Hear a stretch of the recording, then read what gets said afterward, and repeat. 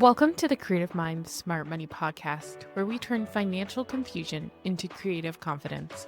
I'm Samantha Eck, bookkeeper and fractional CFO for creative entrepreneurs. Each week, I'm sharing my financial expertise and actionable strategies to help you build a thriving creative business. Plus, you'll hear from industry experts who bring fresh perspectives on growing your business beyond the numbers. Because building a successful creative business starts with strong financial foundations. Your next chapter starts now. The first thing that people do in the new year is sprint into something new. They feel like they need to reinvent themselves and just become someone completely different because it's a new year, because you made some sort of resolutions and you just want to make sure that you are creating this new version of you. But your business doesn't need a brand new version of you. It just needs you to show up with the same steadiness that you'd bring to any sort of relationship that you care about. So, today we're going to talk about what it looks like to treat your business like a relationship instead of some sort of business makeover that just happens at the beginning of every January. Because your business should be getting the best version of you all year round, not just in January when you have new resolutions and new things that you want to do. So, this is a little bit of a mindset topic mixed in with the finance stuff, but I'm so excited to dive into this topic today with you. So, let's get started. So, I want to talk a little bit first about why resolutions generally tend to fail. So, a lot of the times we have really good intentions at the end of the year or the beginning of the year, whenever we set these resolutions. Everybody sets, 10 to 20 resolutions or goals, and they're like, I'm going to get into it. And I can't remember the exact wording for it, but there's this stigma where we start in January and by February, everything is just back to normal. So, like, for example, if you take a gym, a bunch of people are going to the gym and starting with a new membership. And then by February, their membership is canceled and they're not going to the gym anymore because it was a New Year's resolution. It was something shiny and new and it faded.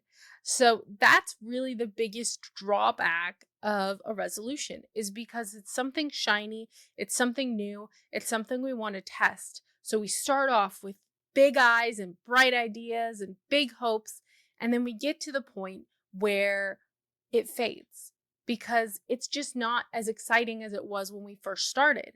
So now it just doesn't matter as much. We're not really thinking about what we want to bring to the table anymore, because now all those resolutions that we had kind of seem like, why was I thinking of doing that? Or we do stuff and then we only half finish it. So there's a lot of reasons that we want to think about how we can do that consistently throughout the year, initiate and bring things to light and do things throughout the year, and not just say, okay, you know what, I'm going to make a resolution at the end of the new year. I'm going to actually fix my systems, because it shouldn't just be at the beginning of the year, right? It should be a all year round thing. If your system is broken in June, fix it in June. Don't wait till January to go ahead and try and fix it. You need to treat your business like a relationship, not a project. Don't think of everything that you're doing as some sort of project. And that's why in the new year, again, we have that kind of fading, that kind of, okay, well, now it's the new year. Whatever resolution I had doesn't really matter. So we're going to start with a little bit of an analogy, and we're going to call it attention, communication, and consistency. So the attention is reviewing your numbers and checking in on your financial health. This is something you should be doing all the time because your business deserves that attention. It's not that attention just at the beginning of the year. It's not that attention just for tax time. This is something that you need to be doing year round. Reviewing your P&L is how you make sure that you're paying attention to your business and making sure that you're giving it the proper attention that it needs.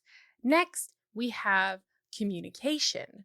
Looking at your financial statements in the same way that you'd listen to a partner or a spouse or someone who's important to you. Communication is so vital for what you do in your business that it's something that's very important. And those monthly financial check-ins that I always talk about are a part of that communication. Consistency is showing up regularly, not just when it feels urgent or exciting, like at those times when we have a New Year's resolution. So, forecasting and planning and making sure that you're looking ahead is going to make you sure that you're staying committed to being together with your business, kind of like a relationship, right?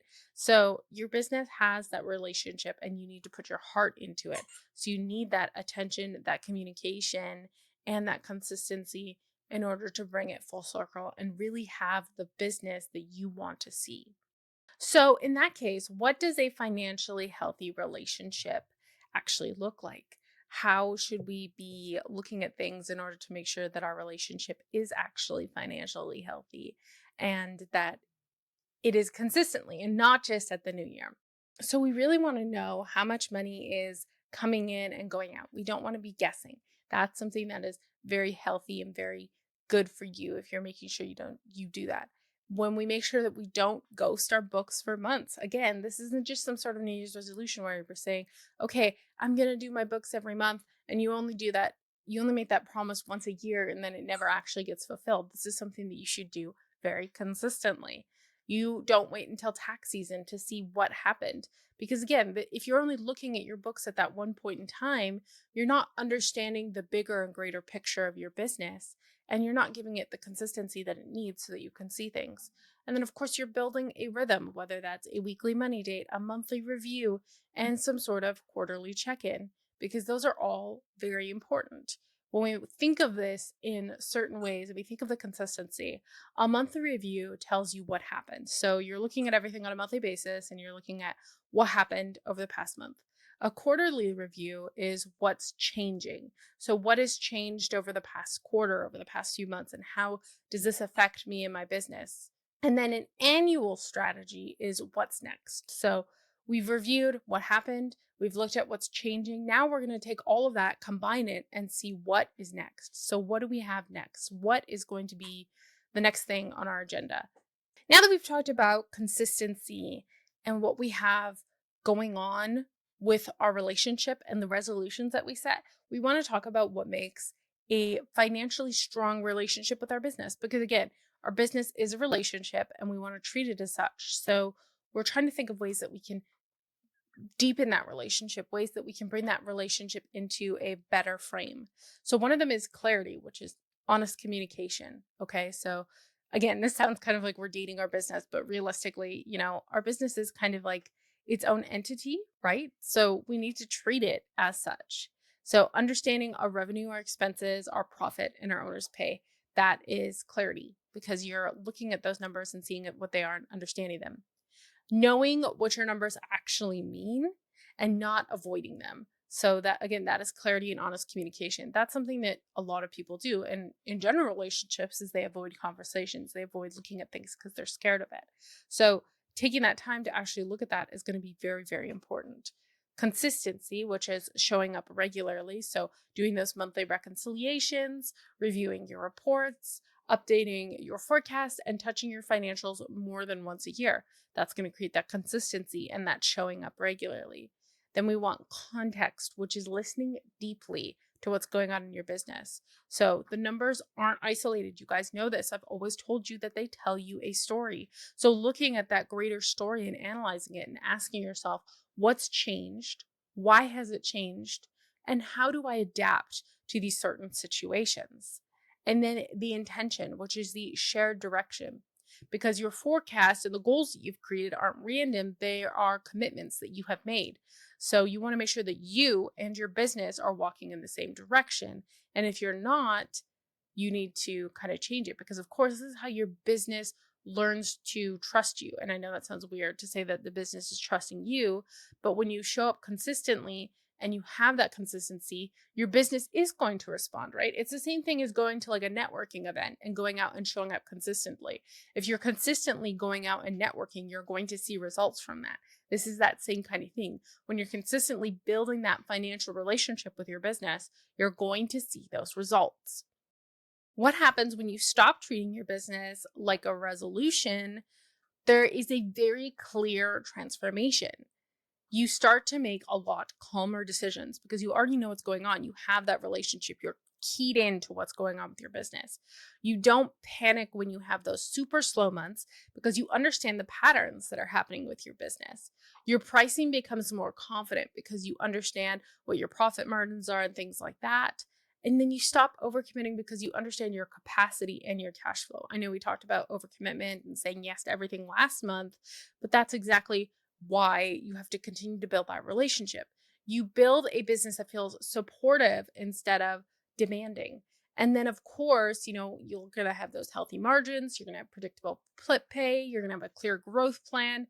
And it's just going to be much more sustainable. So you're going to have that steady, stable growth instead of having the one-time spikes that we might see normally.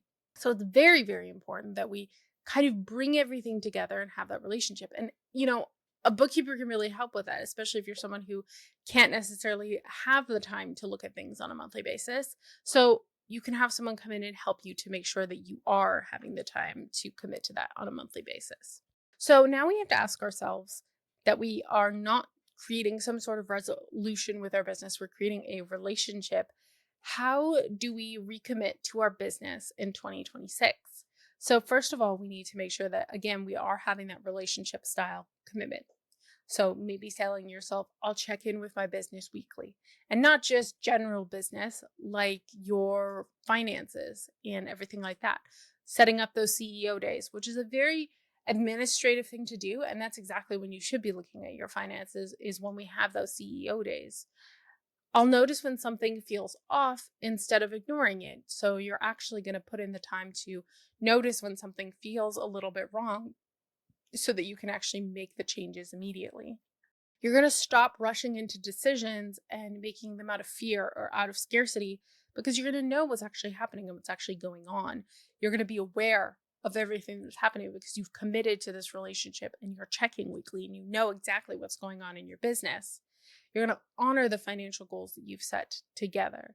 So I want to encourage you to make a short commitment statement to your business that is going to be not a resolution, but a commitment that you're going to make this year to your business that is going to change the way you think about your business this year. Okay?